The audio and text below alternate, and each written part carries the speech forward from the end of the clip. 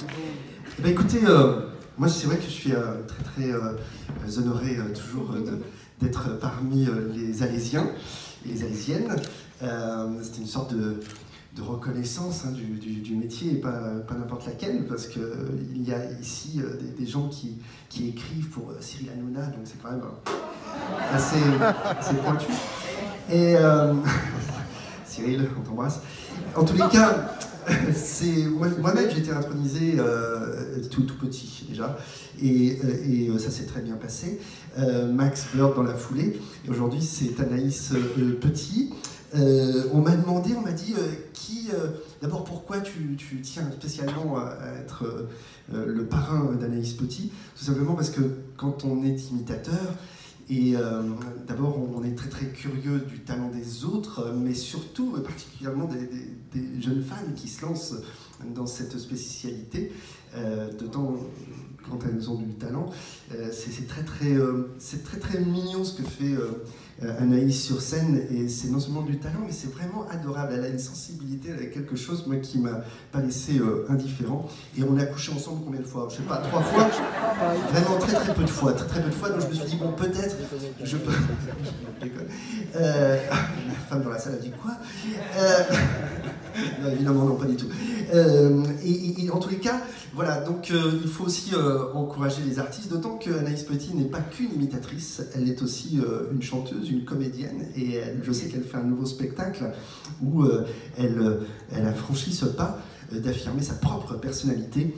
Alors pour l'introniser, pour lui remettre ce que j'ai dans la poche juste derrière, on m'a dit quel personnage tu choisirais pour faire ça.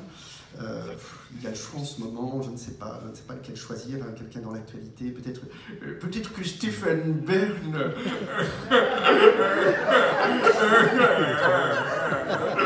serait absolument exquis et parfait, car effectivement, ce soir, Anaïs Petit, vous rentrez quelque part dans le patrimoine.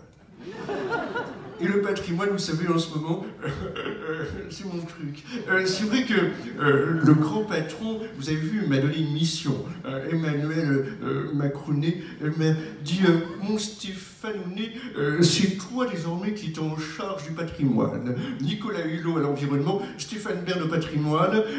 Il paraît que Hanouna est pressenti à la culture et Lynn Renaud à la jeunesse. Alors, tout va bien pour vous remettre, Anaïs, ce soir. Cette petite galette qui est véritablement un petit peu lourde, et vous allez voir, elle est lourde de sens et de talent, mesdames, messieurs. Je vous intronise, si je puis dire, officiellement membre de l'Académie Alphonse Allais.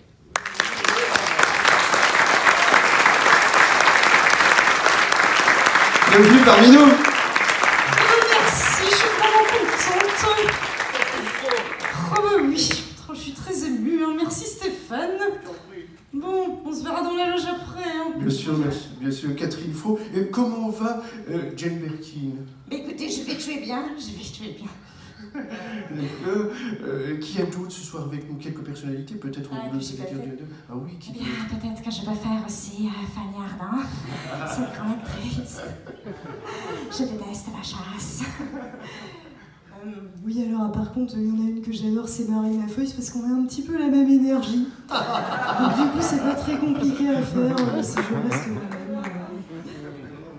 Et où est-ce qu'on peut te voir en ce moment, Anaïs, surtout? Alors, comme je disais, je suis en tournée avec mon nouveau One Man, donc prochainement à Meaux. D'accord.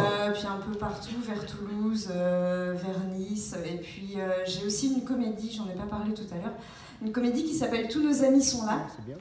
Où on est 3 sur scène, et justement c'est la première comédie avec des imitations dedans, parce que l'histoire c'est 2 imitateurs qui utilisent leur talent pour arnaquer des stars. Voilà, donc on va jouer bientôt à Paris. Je vois pas du tout à quoi ça peut faire référence. Ça va jouer où alors? Alors on a joué à Avignon, et là on cherche une salle sur Paris, et on est en tournée, donc à suivre. Voilà. Bien, peut-être au Nez Rouge. On va savoir. Pourquoi pas. En tous les cas, moi j'y file, et je vous souhaite une excellente fin de soirée. Je vous demande de l'applaudir très fort.